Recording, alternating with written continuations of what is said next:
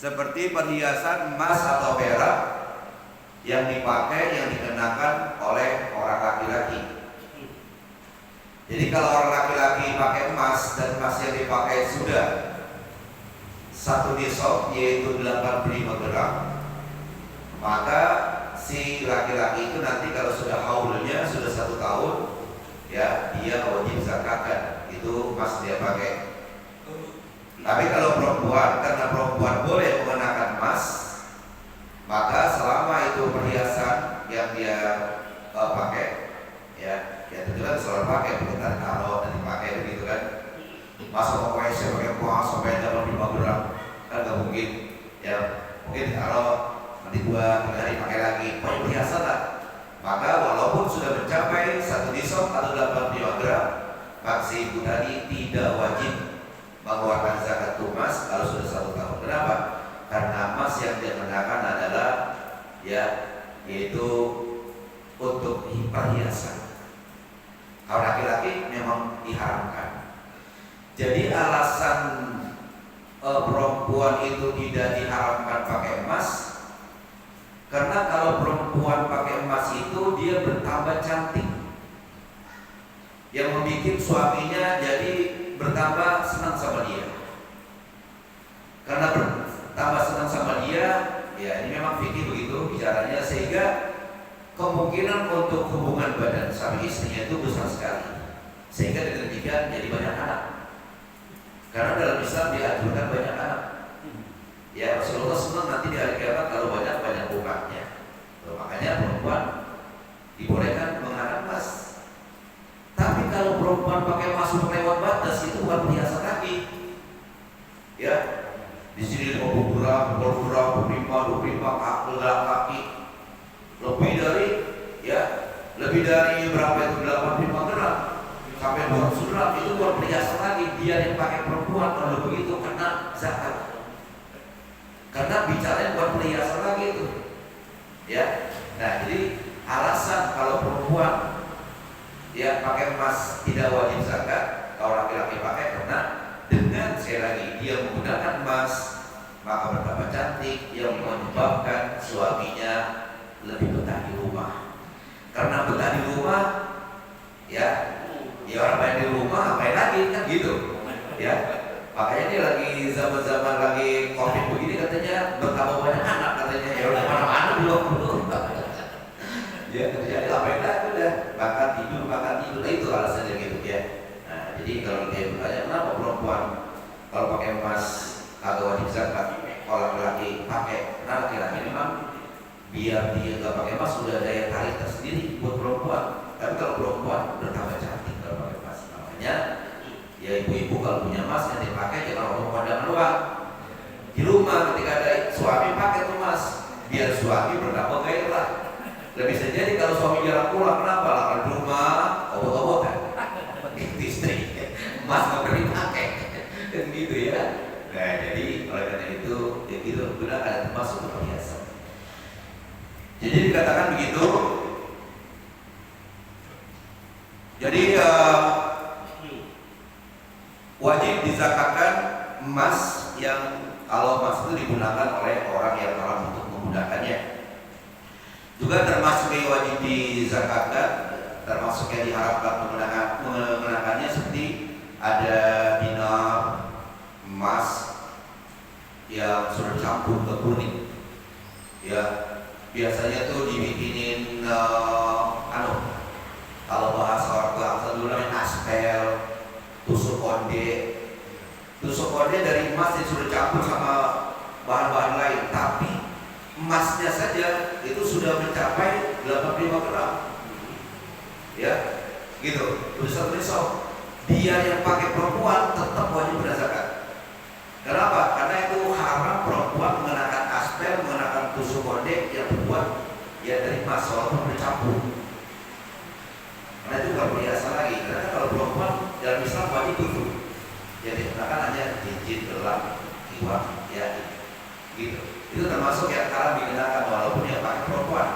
Kalau ada emas dicampur dengan sesuatu dan emasnya saja sudah 1 nisab, ya digunakan buat tusuk konde. Zaman dulu kan begitu. wajib zakat. Atau katakanlah ada, kalau bahasa Bandung ya, itu nggak Bandung ya, anak perempuan pakai Bandung gitu kan. Bandungnya itu dari emas yang dicampur sama apa lagi gitu. Emasnya saja sudah satu nisab, itu juga termasuk wajib zakat ya, karena itu haram digunakan gitu. Kemudian ada gelang kaki, gelang tangan ya, terbuat dari emas, dipakai sama siapa? Dipakai sama bapak-bapak, maka wajib dizakatkan. Atau dipakai sama ibu-ibu, tapi udah lebih dari 20 daripada dari 200 dirham, 200 diskon, lebih dari 20 dinar ya. Nah maka dia juga wajib dizakatkan. Kenapa? Tadi saya katakan sudah melebihi, itu bukan perhiasan lagi, sudah melewati batas ya gitu. Atau ada orang yang karena terlalu kaya, maaf, tangannya buntung, ini berincinya buntung, dan tangan jadi buntung, pakai emas ya. Nah ini termasuk juga yang diharapkan dan wajib zakat, kecuali ankilah. Kalau ini usbu namanya. Kalau ankilah ini, nih luasan ini, kayak yang terkuali si seorang sahabat yang hidungnya pampas senjata tajam ya, ketika dia pakai apa, dipakai perak, akhirnya apa, nggak nyatu tuh, dan nggak sembuh-sembuh hidungnya. Kata Rasulullah, ganti sama emas, dibagi diganti pakai emas, bagus, sembuh. Nah jadi ini atau pakai gigi emas, zaman dulu ada orang pakai gigi emas ya. Nah itu termasuk yang tidak wajib zakat itu. Lagi pula kan apa? Lagi pula itu kan nggak banyak ya kan, gitu. Dan itu termasuk yang boleh dikenakan. Jadi emas itu dia bisa senyawa dengan badan kita dan nggak karat. Kalau benar-benar bisa karat, makanya nggak bisa apa? Ini kulit, ini daging jadi satu. Maka Rasulullah pada si urpunya waktu itu ya, ganti pakai emas. Itu kamu yang karena apa senjata tajam itu diganti, sembuh dan nyatu ya. Nah itu jadi hidung, gigi, jari, fala yahrum ittikhadhuha min dhahabin ala mawdi'iha, enggak haram ya pakai itu ya gitu. Saya tahu ntar dia sama kita begitu giginya opong pakai emas terus serem, dia tuh serem dia pakai emas gitu gimana gitu ya. Zaman dulu pernah saya kata orang zaman dulu pakai emas, pada zaman laki-laki ya, zaman sekarang enggak ada. Iya, telan lagi mah. Iya, bisa-bisa kalau zaman dulu kan, buang airnya di tanah merah, ya kan? Dia tahu di siapa pakai emas giginya, siapa tahu lagi makan, ya, lagi makan jagung, dikira jagung yang masuk, betul emasnya. Begitu dibuang air, ditungguin dari orang, begitu selesai cari, siapa tahu emasnya ketunjukan pas jagung, ya. Nah, zaman dulu, ya. Iya, di almarhum ya, almarhum telur daging, apa namanya telur daging ya. Itu yang dikatakan huliyyin muharramin wa huliyyin makruhin kadhabbatin saghiratin lizinati. Juga wajib dikeluarkan zakatnya kalau perhiasan yang makruh seperti dhabbatin. Dhabbatin itu bisa diartikan rahang, bisa diartikan grendel. Tahu nggak grendel? Ya karena orang kaya kan grendel aja pakai emas. Tahu nggak grendel? No itu grendel. Grendel. Ya, buat perhiasan. Bisa juga doba itu rahang. Maka itu makruh. Ya makruh. Kan orang susah jadi tarik diri aja, ya Allah. Lo grendel aja pakai emas, gua mah yang seharusnya pakai emas agak bikin emas sekarang gua kagak, sekarang gua kagak. Kan orang miskin jadi narik diri aja gitu kan ya. Jadi itu termasuk makruh. Maka kalau memang itu sampai brendelnya banyak, itu jual brendelnya banyak, brendelnya aja seperti itu, wah udah dapat 5 gram lebih, wajib dizakatkan. Kenapa? Sudah satu nisab. Kalau sudah satu tahun.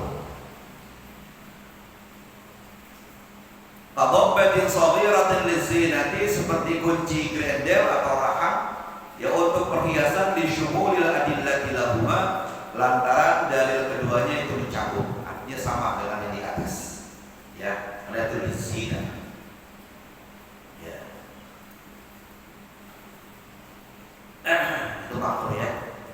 la huliyyin mubahin. Tidak wajib dikeluarkan zakat kalau itu perhiasan yang memang dikenakan buat orang yang boleh memakainya. Siapa? Yaitu ibu-ibu. Jadi ibu-ibu kalau punya emas sudah mencapai nisab dapat 5 gram lebih, ya, kali pakai, atau dipakai terus kan itu malah dipakai, ya, itu enggak kena. Atau disimpan, ya, dipakai paling beberapa waktu lagi dibutuhkan saja, kebanyakan disimpan aja taruh lemari, ya, itu selain memang namanya perhiasan dipakai maka tidak wajib dizakati, ya.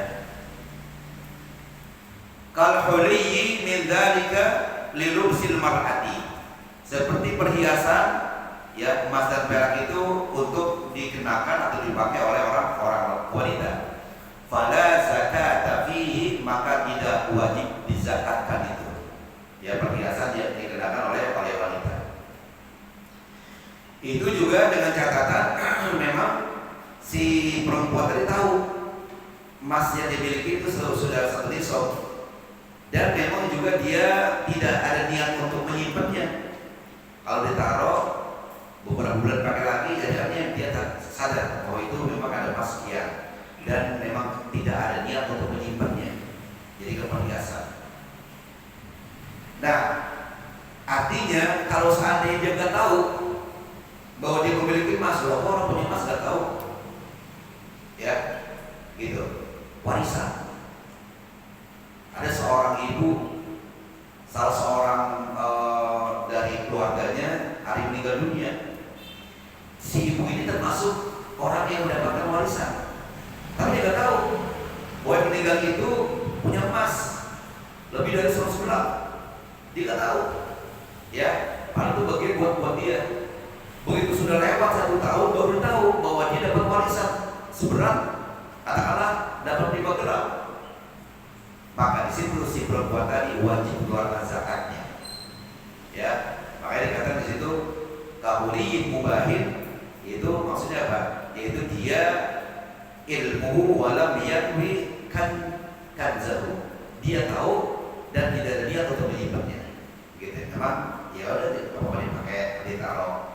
Nah, jadi artinya kalau orang yang nggak tahu, ya, bahwa dia punya emas senisab seperti dia dapat warisan, sudah lewat 1 tahun, maka si perempuan tadi wajib zakatkan emas itu. Nah, jadi seperti itu. Atau ada perhiasan pecah.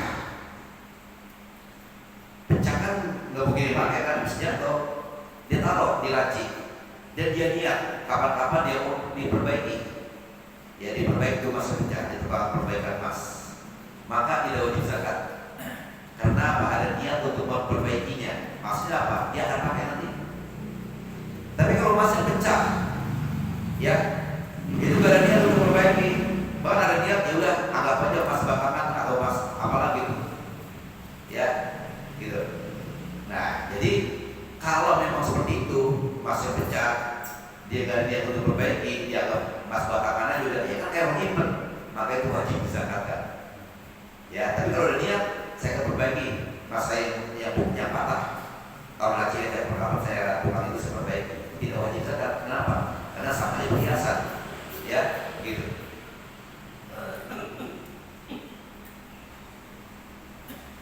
Kenapa emas yang digunakan oleh kaum ibu tidak wajib dikeluarkan zakat? Binaan ala anna zakat adz-dzahabi wal fiddati, berdasarkan bahwa zakat emas dan perak itu tajibu fihima, wajib pada emas dan perak itu dikeluarkan zakatnya. Apa dasarnya? Lil istighnai anil intifa'i bihima, asal istighna karena sudah kaya, sudah cukup dari memanfaatkannya. Artinya apa sini? Dia punya emas dan perak, dia sudah tidak digunakan lagi, artinya disimpan. Tuh, lil istighnai anil intifa'i bihima, karena dia sudah tidak butuh, karena dia simpan itu emas dan peraknya, ya, itulah menyebabkan wajib zakat emas dan perak. La li jauharihima, emas dan perak itu dikeluarkan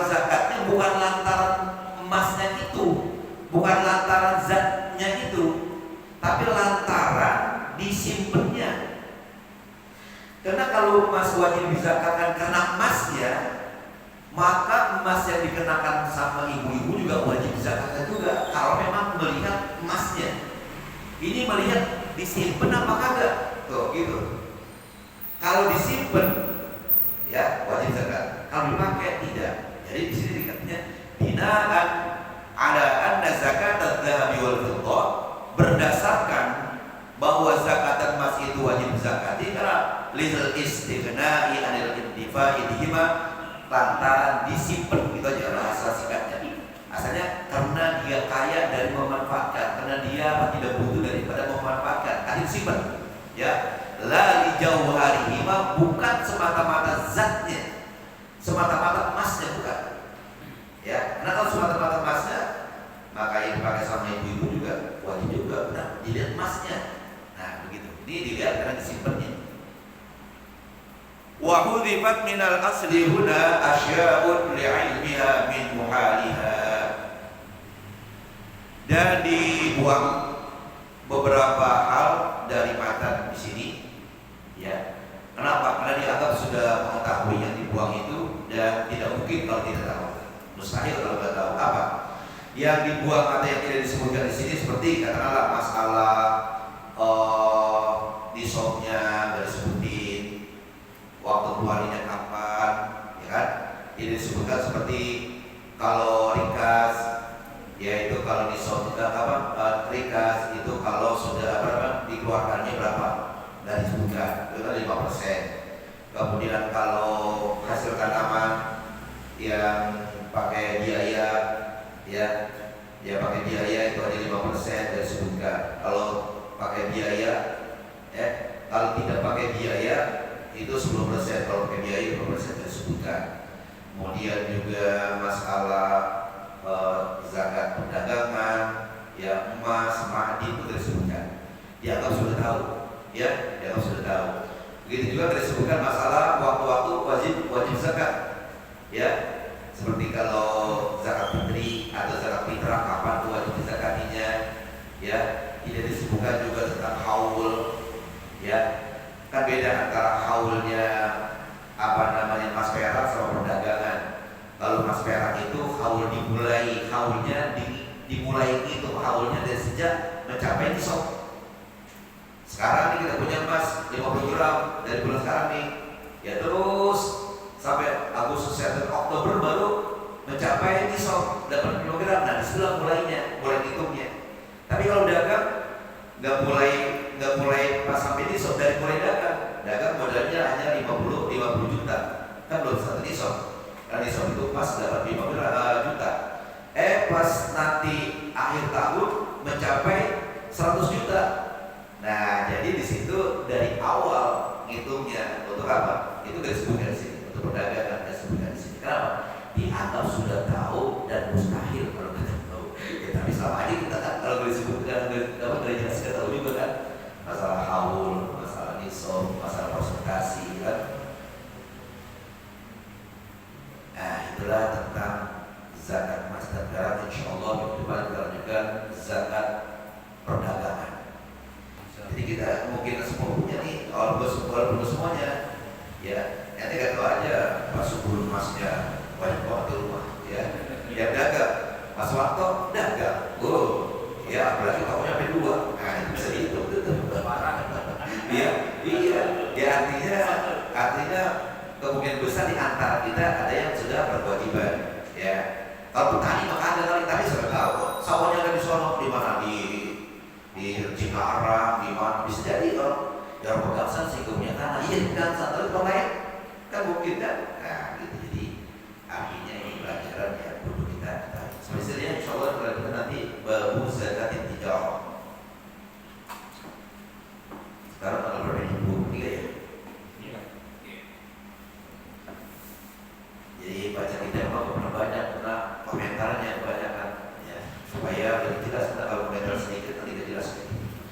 Bisa sampai sekitar bisa lewat 9 ya, masih ada waktu, ya, 13 menit. Mari kita lanjutkan bacaan kita di bagian kedua, masih berbicara di sekitar hibah.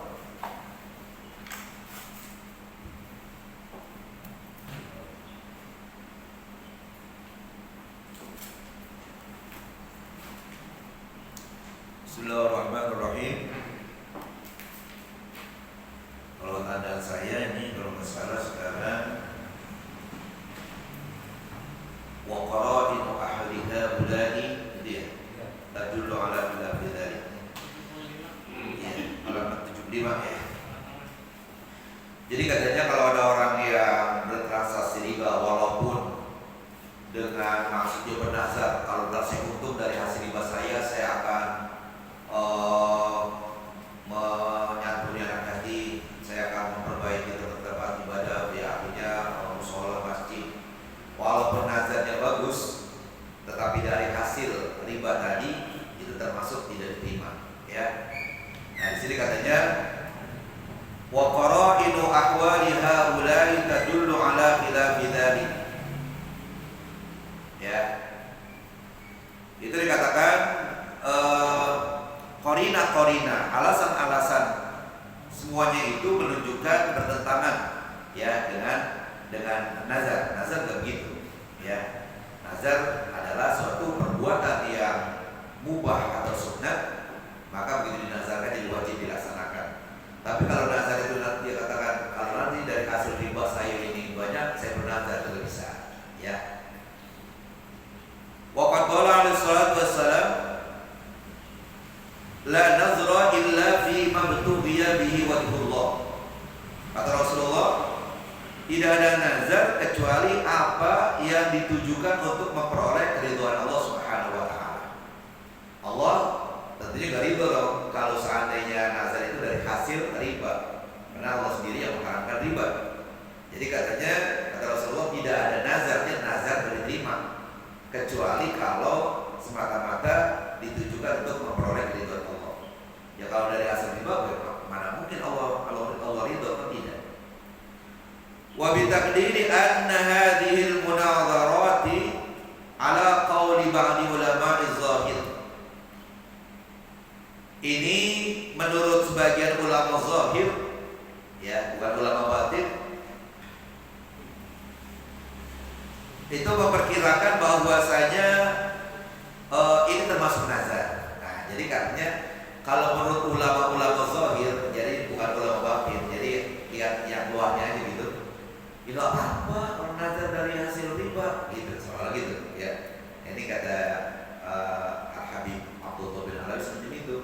Jadi menurut sebagian ulama zahir mengatakan anna hadil munadharat itu termasuk terhitung nazar juga, walaupun dari hasil yang haram, dari hasil riba.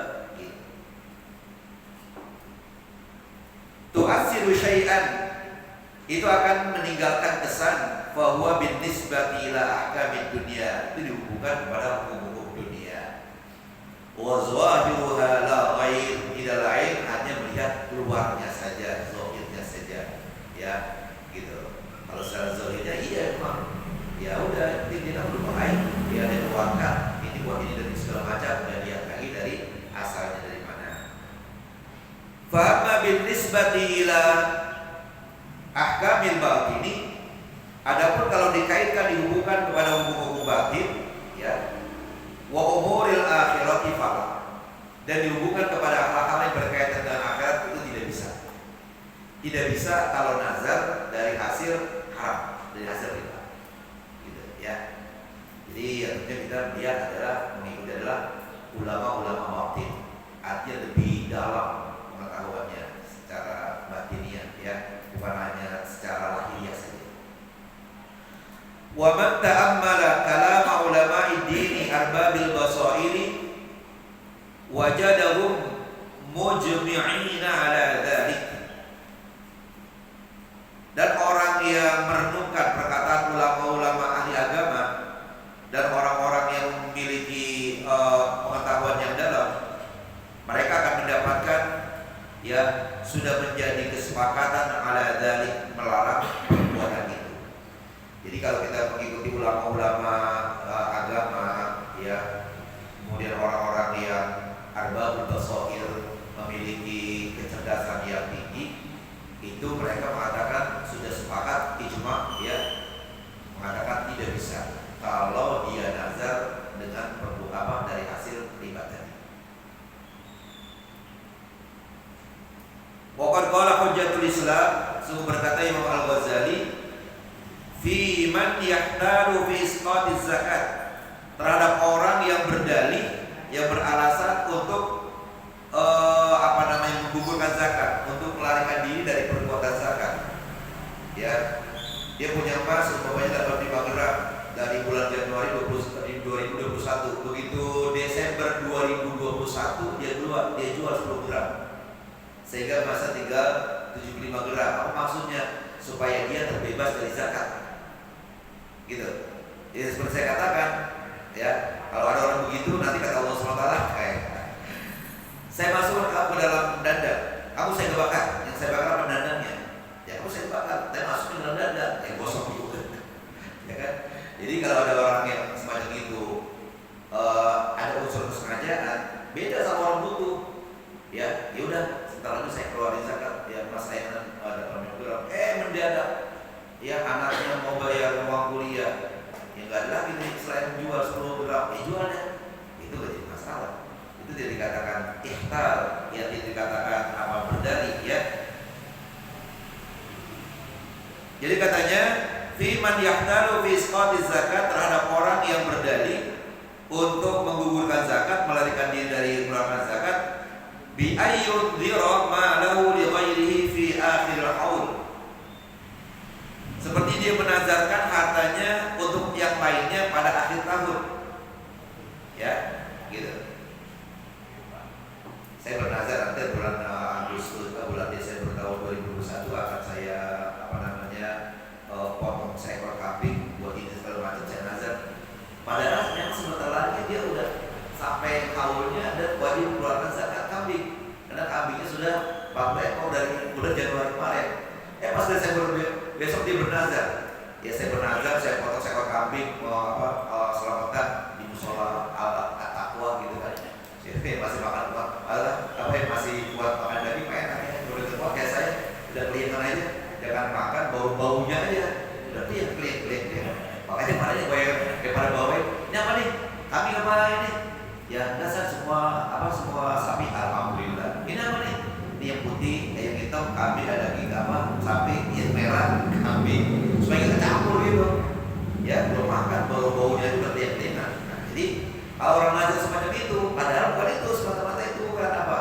Supaya dia tidak terkena zakat. Ya, itu namanya ihtar. Wa dzakara suwaran, ya, tusyabbihu hada tsumma qala, kemudian Imam Ghazali menyebutkan beberapa bentuk contoh, ya, yang menyerupai orang yang melarikan diri dari zakat. Tsumma qala, kemudian Al-Ghazali berkata, wa hadza kulluhu minal fiqhid dharri, ini semuanya dari ilmu, ya, yang memudaratkan, dari ilmu yang menyesatkan. Kalau ada orang yang lari dari kewajiban zakat dengan dalih, ya bernazar, dengan dalih bersedekah, dengan dalih apalah gitu, ya. Wa man qala bi jawazihi, siapa-siapa yang berkata dengan bolehnya lari dari zakat, fayu'ni bidzalika qatul muqalabati, ya, yang aku maksudkan adalah yaitu memutuskan tuntutan, ya, binisbati ila ahkamid dunia, yang berkaitan dengan hukum dunia. Amma idza ruji al-amri ila ahkamil hakimi, adapun kalau dikembalikan permasalahan itu kepada hakim yang paling adil, yaitu Allah Subhanahu wa taala, wa jabbaril jababirah, dan kepada penguasa yang paling agung, falaisa yu'ni dzalika syai'an, fala yughni dzalika syai'an, maka dikatakan tidak ada keuntungan sedikit pun juga sebenarnya itu. Kita selesai. Kalau di maknaku, ya, maksud dari